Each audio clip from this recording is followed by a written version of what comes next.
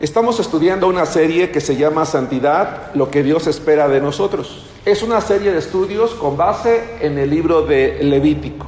El libro de Levítico es un libro muy interesante. Es un libro que contiene muchas leyes, que contiene muchos mandamientos. Pareciera que es de esos libros de los que uno lee poco, que cuando uno lo estudia como que no hay mucho.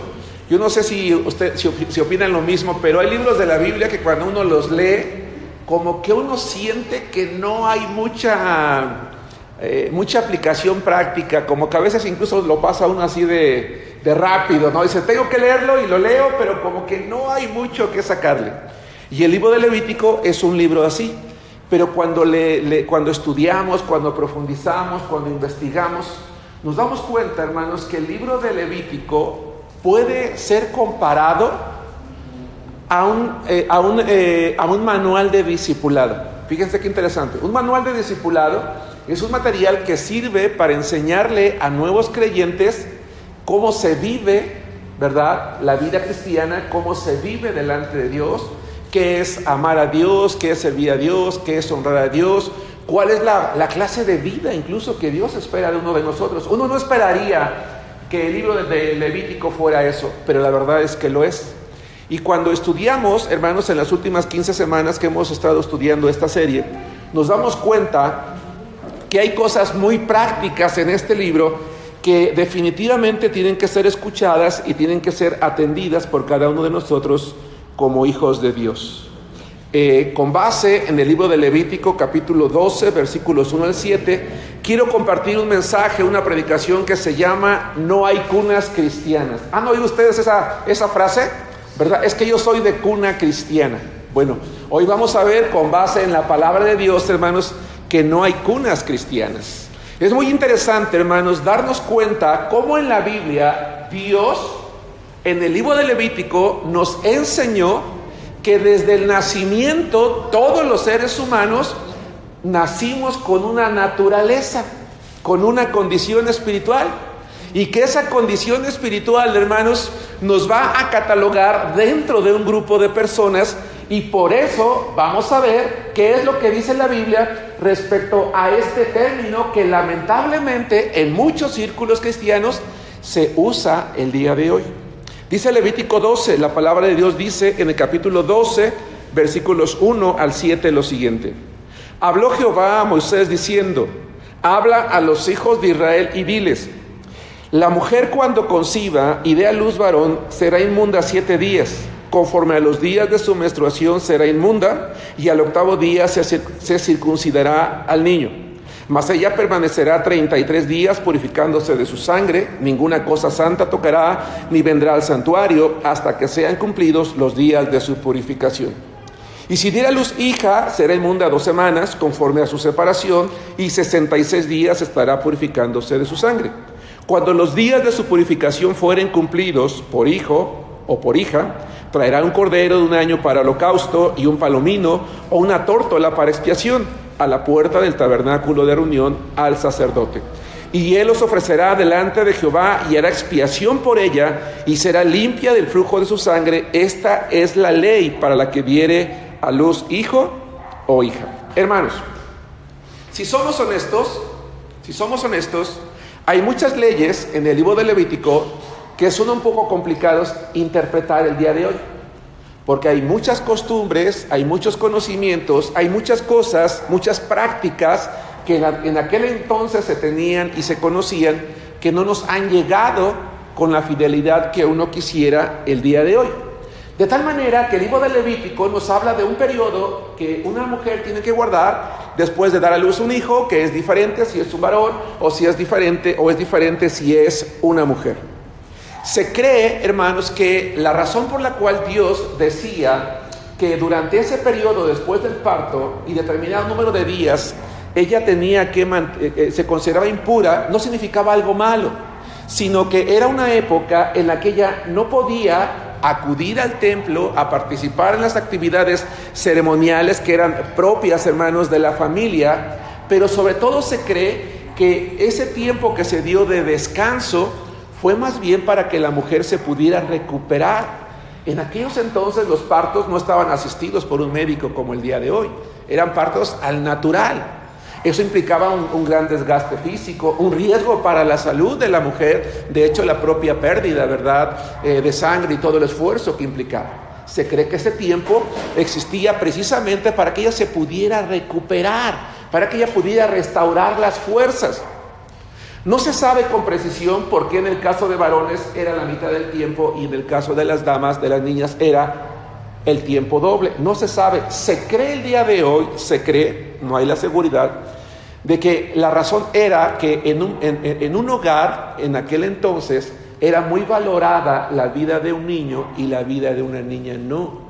Y lo que Dios trató a través de darle más tiempo de cuidado para la niña, era que la familia se diera cuenta que ante los ojos de Dios, ella tenía un valor tan igual como al del hombre, que incluso se permitía que la mujer descansara el doble de tiempo, para que incluso la familia tuviera más tiempo de crear un apego, ya sea con ese niño o con esa niña. Qué hermoso, ¿no creen? Porque a Dios, hermanos, lo que le está preocupando es no solamente el estado físico de la mujer, sino también el estado emocional. Y que el pueblo entendiera que ya fuese un varoncito o una mujercita, la vida para Dios es valiosa y es importante. Y tenía que darse el tiempo de descanso a la mujer que había hecho un gran esfuerzo, insisto, por lo que ello implicaba. No voy a meterme demasiado en detalles de esos, porque aparte esas leyes hoy en día ya no están vigentes. Hoy en día ya no es esa, sobre todo en la cuestión de impureza. Sabemos que hoy por salud, igual una dama después de dar a luz, es sano, ¿verdad?, que guarde un tiempo de reposo. A lo que quiero enfocarme, hermanos, es en lo que la palabra de Dios dice en el versículo 3. Y al 8º día se circuncidará al niño. Y aquí quiero hacer un paréntesis. Lo relevante de esta porción de la Biblia es la orden de Dios que se tenía que llevar a cabo con el varón, que en un momento dado iba a ser un padre de familia, iba a ser quizás jefe de una tribu, iba a formar un hogar, y era el hecho de que ese varón, hermanos, tenía que ser circuncidado.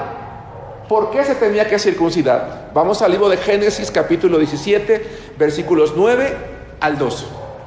Porque ese varón que nacía, hermanos, tenía que cumplir con algo. Vamos a ver lo que dice la palabra de Dios en Génesis capítulo 17, versículos 9 al 12.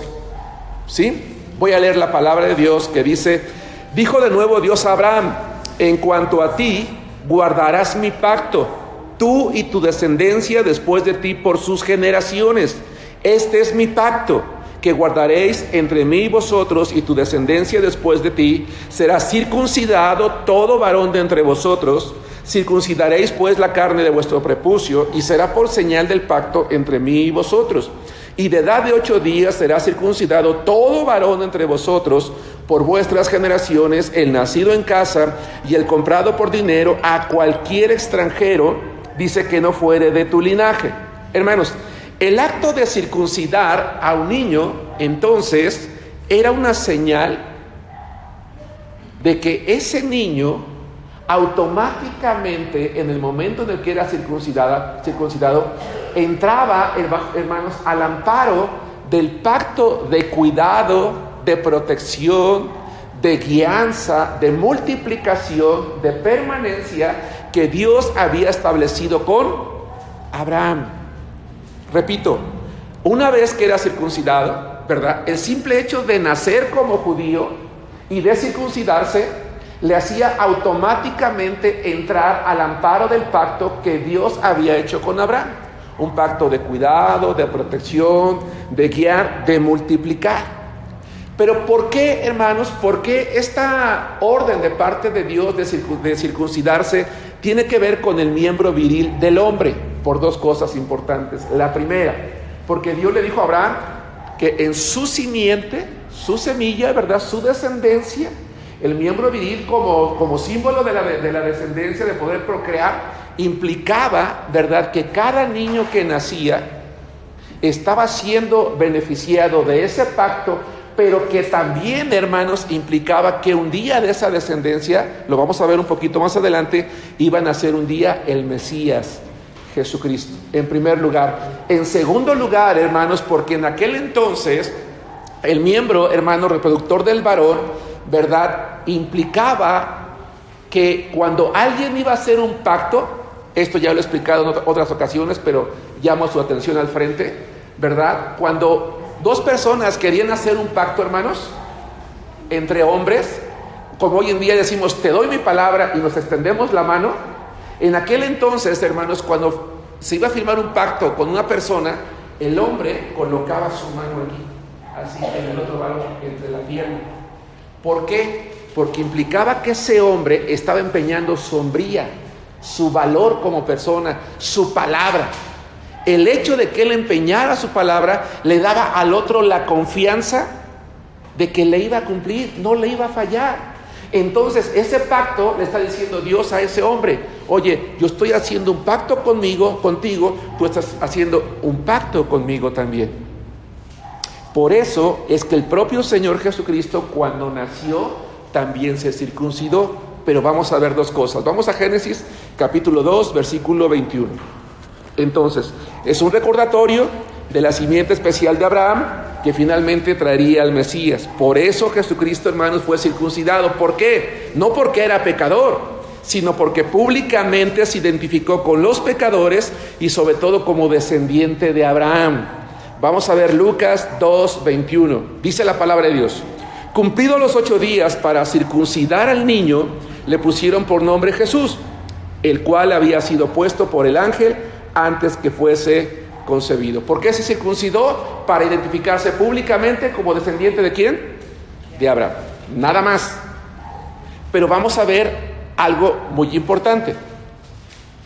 La circuncisión, hermanos, era señal de dos cosas importantes. Y de aquí el título de la predicación de hoy. Una cosa es que el niño circuncidado automáticamente era benefactor del pacto de cuidado de Dios, pero eso no significa que automáticamente eso lo hacía parte del reino de los cielos. Él era un pecador. Y como tal, esa circuncisión implicaba dos cosas. Vamos a Romanos capítulo 4, versículos 9 al 12. El acto de circuncidar a un hijo no solo era algo físico, era símbolo de dos cosas importantes. ¿Cuáles son esas dos cosas? Vamos a ver lo que dice Romanos 4, 9 al 12.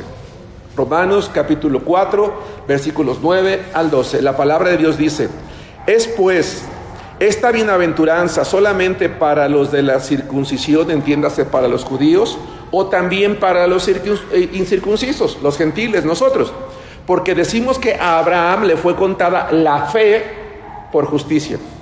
¿Cómo pues le fue contada? ¿Estando en la circuncisión o en la incircuncisión? No en la circuncisión, sino en la incircuncisión. Y recibió la circuncisión como señal, ahí está, como sello de la justicia de la fe que tuvo estando aún incircunciso, para que fuese padre de todos los creyentes no circuncidados, a fin de que también a ellos la fe les sea contada por justicia, y padre de la circuncisión para los que no solamente son de la circuncisión, sino que también siguen las pisadas de la fe que tuvo nuestro padre Abraham antes de ser circuncidado. Esta parte que parece como un trabalenguas, lo que implica son dos cosas muy sencillas. Cuando un niño se circuncidaba, el acto de quitar la carne del prepucio simbolizaba que ese niño, como hombre, iba a ser enseñado a renunciar a los deseos de la carne, al pecado. 2, circuncidarse era un acto de fe, porque era creer en Dios, que había pactado con ellos en cuidarlos, y que si ellos renunciaban al pecado y vivían conforme a la voluntad de Dios, entonces un día podían ser parte del reino de los cielos. Recapitulo: el que un hijo naciera de sangre judía y se circuncidara, automáticamente le permitía entrar en el pacto, en la bendición de Abraham. ¿Estamos bien allí? Pero eso no significa que automáticamente lo hacía parte del reino de los cielos. No. simplemente dentro del pacto del cuidado de Dios. Esa circuncisión implicaba que él un día tenía que renunciar a la carne, al pecado, y ejercer un acto de fe en el mismo Dios en el que sus padres, por fe, lo estaban circuncidando. Ahora bien, hay una parte muy importante. El ser circuncidado era un acto que lo identificaba públicamente como miembro del pueblo de Israel. Vaya de nuevo, era un acto que lo identificaba públicamente como miembro del pueblo de Israel. Pero si ustedes leyeron conmigo, cuando se terminaba el tiempo de la purificación, se tenían que hacer 2 sacrificios, uno de expiación y otro por holocausto. ¿Para qué servían, hermanos, los sacrificios de expiación y de holocausto? Por los pecados. Para eso servían. A través de esos 2 sacrificios, uno servía para decirle a Dios, gracias por el nacimiento de este nuevo hijo. 2, Señor, te pedimos que a partir de hoy tú expíes los pecados de este niño. Y por eso les decía, con el tiempo él iba a tener que ejercer un acto de fe. Por eso es que en el pueblo de Israel los padres eran responsables de educar a sus hijos en el temor de Dios. Vamos a Deuteronomio capítulo 6, versículos 6 al 9. Los padres eran responsables de instruir a los niños en el temor de Jehová. Tanto, hermanos, vamos a ver lo que dice Deuteronomio. Capítulo 6, versículos 6 al 9. ¿Estamos allí? Vamos a leerlo todos juntos. Dice así: y estas palabras, Deuteronomio 6, del 6 al 9, todos, dice: y estas palabras que yo te mando hoy estarán sobre tu corazón, y las repetirás a tus hijos, y hablarás de ellas estando en tu casa y andando por el camino, y al acostarte y cuando te levantes.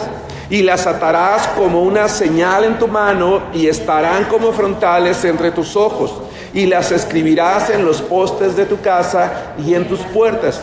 Hermanos, en el ambiente cristiano hay una frase. Si tú le preguntas a alguien, viene de visita o la acabas de conocer, te dice, ¿qué tal, hermano? Mucho gusto. Y tú le preguntas, ¿eres cristiano? Sí, desde el nacimiento, porque nací en cuna cristiana.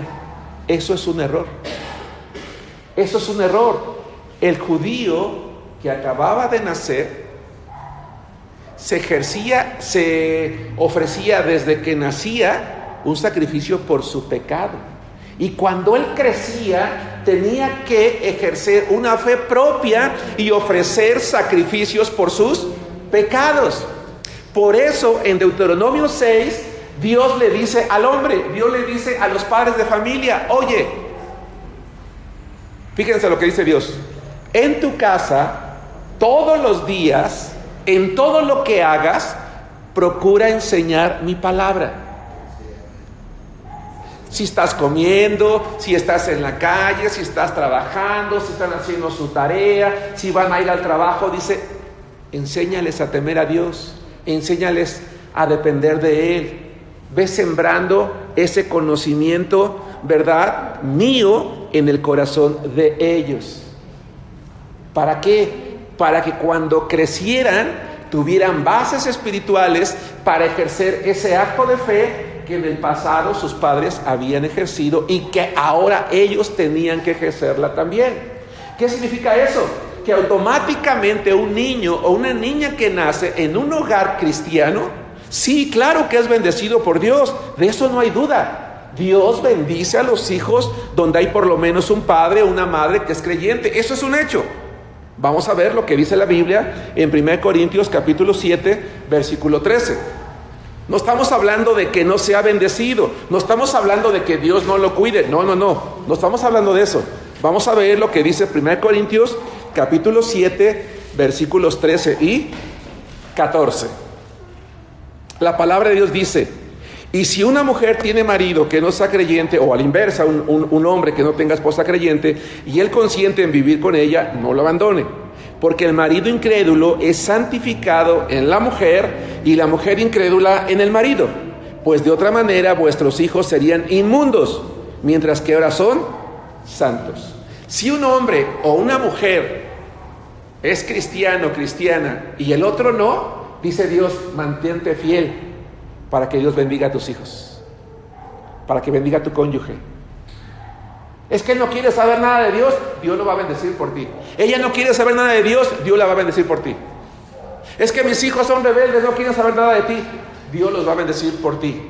Pero un día ellos van a tener que ejercer una fe propia. Una fe propia. Porque nacer en un hogar cristiano no nos hace cristianos. Venir a una iglesia no nos hace cristianos. Leer la Biblia no nos hace cristianos.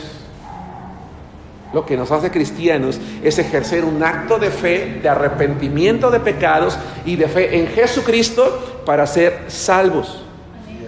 Lamentablemente, hermanos, hay muchas familias que van de iglesia en iglesia buscando actividades. Me voy de la iglesia porque no hay actividades para los jóvenes. Me voy de la iglesia porque no hay actividades para mis hijos. Me voy de la iglesia porque no hay actividades para los adolescentes. Ok, está bien. Pero ¿saben una cosa, hermanos? En sus casas no hay influencia bíblica. En su casa no se lee la Biblia. En su casa no se ora. En su casa no se menciona a Dios. No hay fidelidad a Cristo, no hay fidelidad a la iglesia, no se sirve, no se participa. Los hijos no están viendo un ejemplo. Y fue lo que Dios le dijo al pueblo de Deuteronomio 6, que tus hijos te vean vivir mi palabra en la calle, en la casa, en la escuela, en el camino, para que un día te preguntan, papá, mamá, ¿por qué? ¿Por qué lees? ¿Por qué oras? ¿Por qué asistes? ¿Por qué vas? ¿Por qué participas? ¿Por qué lo haces? Ah, mira, hijo, hija, porque hay un Dios en los cielos que nos ama, que nos dio la vida, ¿verdad? A quien necesitamos un día reconocer como nuestro Salvador personal. Hermanos, los padres de familia tenemos que motivar y a veces presionar a los hijos para que crean en Cristo, hermanos, para que tengan una fe propia. Los padres somos responsables de instruir a nuestros hijos en el camino de la fe. A lo mejor algunos los instruimos y de grandes ya no quisieron. Está bien, cada uno crece y toma sus propias decisiones. Así como Dios es un padre perfecto y me tiene a mí como hijo rebelde, si tú eres el mejor padre, la mejor madre, tal vez algunos de tus hijos no van a querer. Pero que tú y yo no lleguemos ante la presencia de Dios y nos diga, ¿por qué nunca influiste en la vida de tus hijos? ¿Por qué en tu casa no había un ambiente cristiano? ¿Por qué en tu casa nunca insististe? ¿Por qué nunca los forzaste un poquito? A ver, hermanos, hay tres cosas que a la fuerza no entran: el amor, el respeto y la fe. Eso me queda claro. Pero yo te pregunto, si tu hijo te dice no voy a ir a la escuela o no voy a ir al trabajo, le dices, está bien, no vayas. ¿Qué haces? No, mijito, aquí te paras y te vas. Porque es un beneficio. En el caso de la fe, a veces hay que forzar también a los hijos. Hay que motivarlos, hay que incentivarlos. ¿Para qué? Para que un día, hermanos, quieran también ser parte del reino de los cielos. Cada hijo es responsable, hermano, hermana, de tener una fe propia, porque nadie nace siendo cristiano. Nadie nace siendo cristiano. No existen las cunas cristianas y no somos cristianos desde el nacimiento. Somos pecadores como ese niño del que se tenía que ofrecer sacrificios por sus pecados. Y quiero insistir, antiguamente el judío automáticamente entraba dentro del antiguo pacto, pero el hijo de una familia cristiana automáticamente no entra dentro del nuevo pacto de Jesucristo, porque en el pacto de Jesucristo tiene que haber arrepentimiento y fe, y porque en el Antiguo Testamento era un pacto de cuidado, de protección, lo que no lo hacía entrar al reino de los cielos. ¿Vamos bien, hermanos?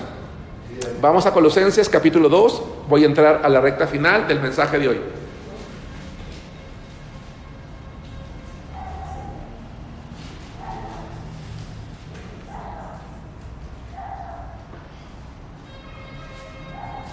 Colosenses capítulo 2, versículos 11 y 12. Colosenses capítulo 2, este y un pasaje más y termino el mensaje de hoy. Dice la palabra de Dios en Colosenses 2, 11 y 12. En él también fuisteis circuncidados con circuncisión no hecha a mano, al echar de vosotros el cuerpo pecaminoso carnal en la circuncisión de Cristo, sepultados con él en el bautismo, en el cual fuisteis también resucitados con él mediante la fe en el poder de Dios que le levantó de los muertos. Me explico, hermanos. Llamamos atención al frente. Vamos de nuevo. En el libro de Levítico, un niño era circuncidado y eso implicaba que públicamente se identificaba como miembro del pueblo de Israel y como descendiente de Abraham. ¿Eso queda claro?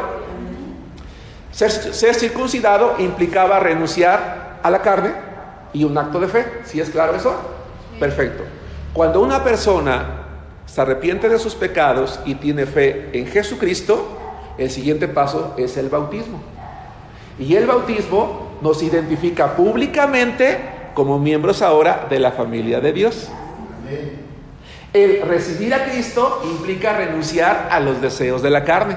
¿Se dan cuenta de la similitud? Y es un acto de fe, de consagración a Dios.